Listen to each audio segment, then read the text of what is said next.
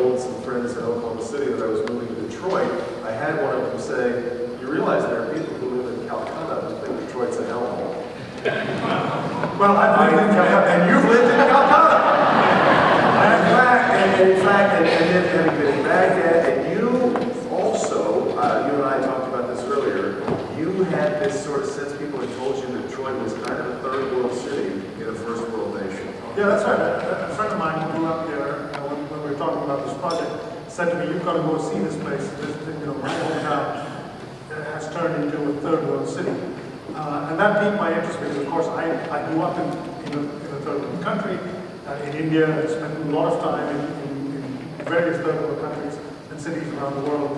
And I was curious. And Detroiters don't often understand this, but Detroit, in sort of in much of the world, Detroit is better known than maybe San Francisco, or this may be the third most famous city in this country. In fact, there's a saying in the Middle East that if you go into the desert and you stop a Bedouin on his camel and ask him to name 3 American cities, he'd say Detroit, Washington, and New York. And often Detroit, actually he'd say Dearborn.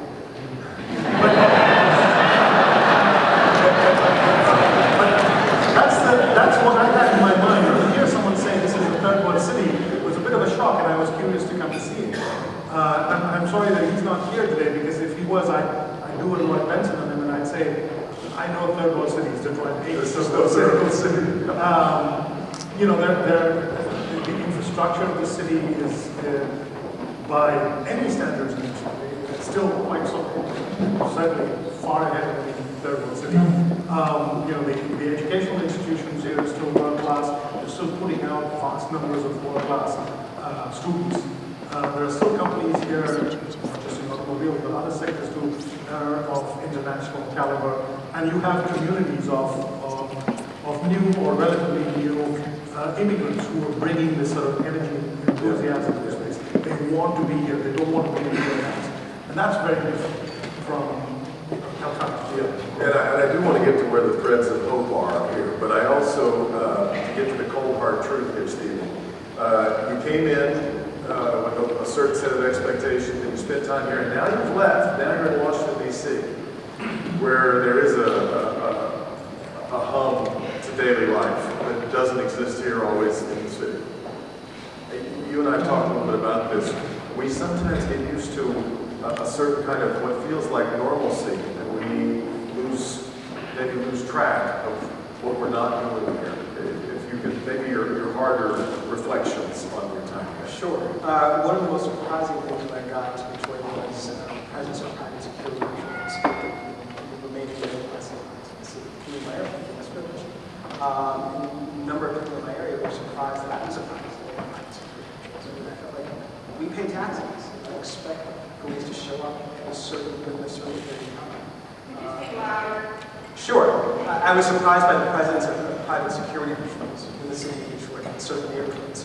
And many of the people that I met early on here had already accepted that as normal, to pay an extra tax to have somebody patrol, an unarmed security patrol your house. I find that extremely unacceptable. So that's the way that we have these huge tracts of abandoned neighborhoods, the abandoned buildings that are such a part of daily life for a lot of residents.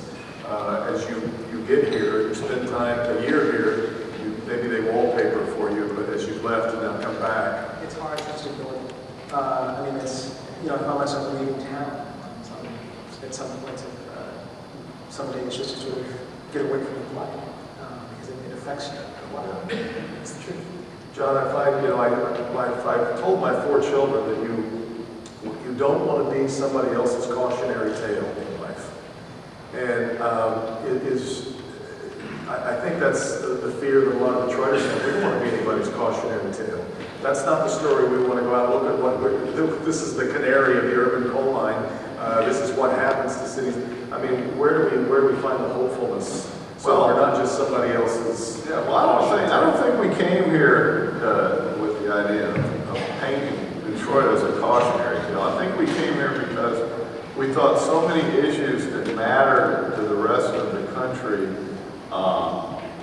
were in sharp relief here, and that whether it's education, race, you know, urban, political, fractionalized issues, all those kind of issues. So we came here, and I should point out here, we're here today talking about Time Magazine, but you know, we covered this story, a lot of stories in our other magazines. And Dick Stolley, who is sitting back there at table 11, and is the founder of People magazine, the most successful magazine in the history of magazines, came here and did a really touching story about grandmothers, and they had a lot of human spirit in it. The Sports Illustrated and golf writers found this program where people were building this golf center in inner city Detroit and teaching these kids and getting them involved in golf. I think the whole coverage of the Tigers ownership,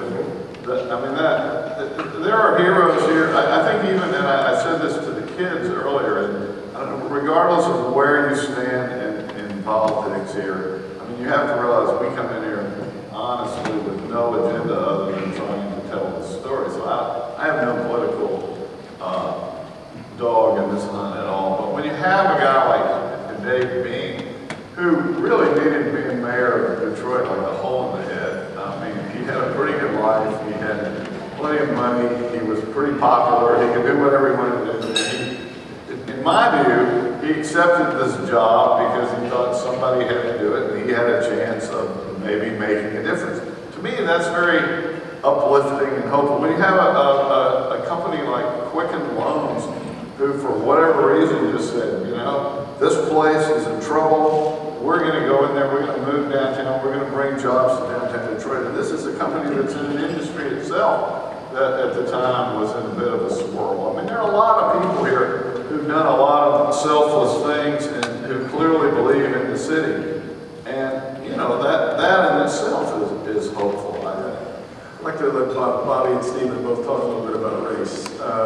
We are one of the most diverse cities anywhere, and yet we live on islands. We're not very integrated.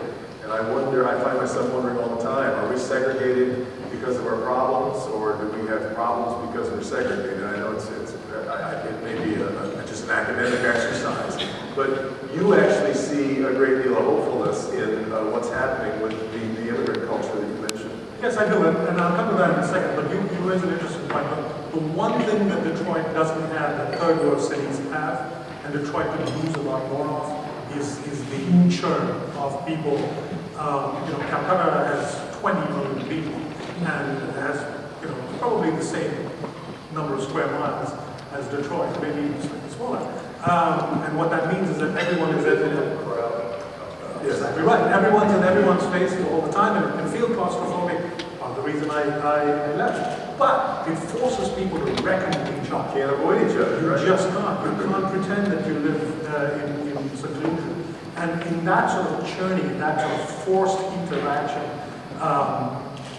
people make accommodations. People